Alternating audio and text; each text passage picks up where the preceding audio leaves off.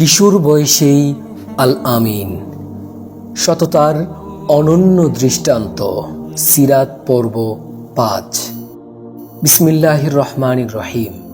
আসসালামু আলাইকুম প্রিয় ভাই ও বোনেরা, গত পর্বে আমরা জেনেছি শৈশবেই একের পর এক প্রিয়জন হারিয়েও কিভাবে আল্লাহর বিশেষ তত্ত্বাবধানে বড় হচ্ছিলেন হযরত মুহাম্মদ সাল্লাল্লাহু আলাইহি ওয়াসাল্লাম।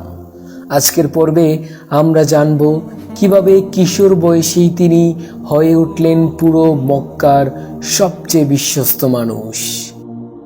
চাচার সাথে জীবন। চাচা আবু তালিব ছিলেন আর্থিকভাবে অসচ্ছল, সংসারে ছিল অনেক অভাব। তরুণ মুহাম্মদ সাল্লাল্লাহু আলাইহি ওয়াসাল্লাম ছোটবেলা থেকেই কাজ করতে শুরু করেন। তিনি ভেড়া চড়াতেন। তিনি পরে বলেন, আল্লাহ এমন কোনো নবী পাঠাননি যিনি ভেড়া চড়াননি। ভেড়া চড়ানো শুধু কাজ ছিল না, এটা ছিল ধৈর্য, দায়িত্ববোধ ও নেতৃত্ব শিক্ষার এক বড় প্রশিক্ষণ। ব্যবসায়িক সফর। কৈশোর পার করে যখন তিনি তরুণ হলেন, চাচার সাথে ব্যবসার কাফেলায় যোগ দিলেন। শাম অঞ্চলে বাণিজ্য সফরে গিয়ে মানুষ তার চরিত্র দেখে মুগ্ধ হয়ে যায়। তিনি কখনো মিথ্যা বলতেন না, কখনো ওজনে কম দিতেন না, কখনো প্রতারণা করতেন না।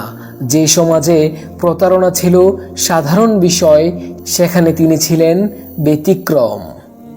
আল আমিন উপাধি। ধীরে ধীরে মক্কার মানুষ তাকে একটি নামে ডাকতে শুরু করলো। সেই নামটি হলো আল আমিন, অর্থাৎ বিশ্বস্ত, আমানতদার। কেউ যদি মূল্যবান কোনো জিনিস নিরাপদে রাখতে চাইতো, তারা তার কাছেই জমা রাখত। ভাবুন, নবুয়তের আগেই তার চরিত্র পুরো সমাজে প্রতিষ্ঠিত হয়ে গিয়েছিল। হিলফুল ফুজুল। ন্যায় প্রতিষ্ঠার শপথ। তরুণ বয়সেই তিনি একটি ঐতিহাসিক চুক্তিতে অংশ নেন, হিলফুল ফুজুল।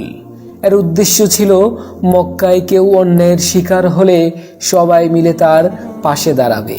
পরে নবী হওয়ার পরও তিনি বলেন, আজও যদি আমাকে সেই চুক্তিতে রাখা হয়, আমি সাড়া দেব।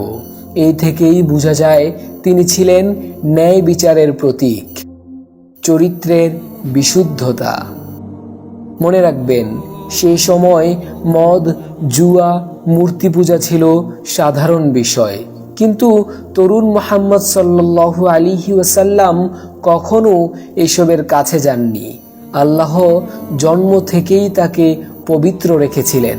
তিনি ছিলেন সত্যবাদী, তিনি ছিলেন লজ্জাশীল, তিনি ছিলেন শান্ত স্বভাবের, তিনি ছিলেন গভীর চিন্তাশীল। কাবা পুনর্নির্মাণ ও হজরে আসওয়াদ। ৩৫ বছর বয়সে কাবা পুনর্নির্মাণের সময় হজরে আসওয়াদ স্থাপন নিয়ে গোত্রগুলোর মধ্যে বিরোধ সৃষ্টি হয়, প্রায় যুদ্ধের পরিস্থিতি। তখন তারা সিদ্ধান্ত নেয়, যে ব্যক্তি প্রথম কাবার দরজা দিয়ে প্রবেশ করবে সেই ফয়সালা করবে। প্রথম যিনি প্রবেশ করলেন তিনি ছিলেন মুহাম্মদ সাল্লাল্লাহু আলাইহি ওয়াসাল্লাম। সবাই বলল, এই তো আল আমিন, আমরা তার ফয়সালায় সন্তুষ্ট। তিনি চাদরের ওপর পাথর রেখে সব গোত্র প্রধানকে একসাথে তুলে ধরতে বললেন এবং নিজ হাতে স্থাপন করলেন। বুদ্ধিমত্তা, নেতৃত্ব ও ন্যায় সব ছিল একসাথে। শিক্ষা। প্রিয় দর্শক, খেয়াল করুন, নবুয়তের আগে ৪০ বছর আল্লাহ তার চরিত্রকে এমনভাবে গড়ে তুললেন যাতে কেউ তার বিরুদ্ধে আঙুল তুলতে না পারে।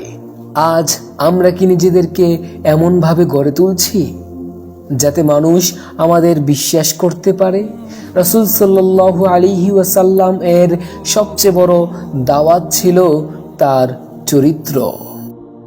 পরবর্তী পর্বে আমরা জানব কিভাবে তার সততা ও চরিত্রে মুগ্ধ হয়ে মক্কার সম্মানিত নারী খাদিজা রাদিয়াল্লাহু তাআলা আনহা তাকে বিয়ের প্রস্তাব দিলেন। সিরাত সিরিজের সাথেই থাকুন। ভিডিওটি ভালো লাগলে লাইক ও শেয়ার করুন। আল্লাহ আমাদের সবাইকে আল আমিন চরিত্র ধারণ করার তৌফিক দান করুন। আমিন।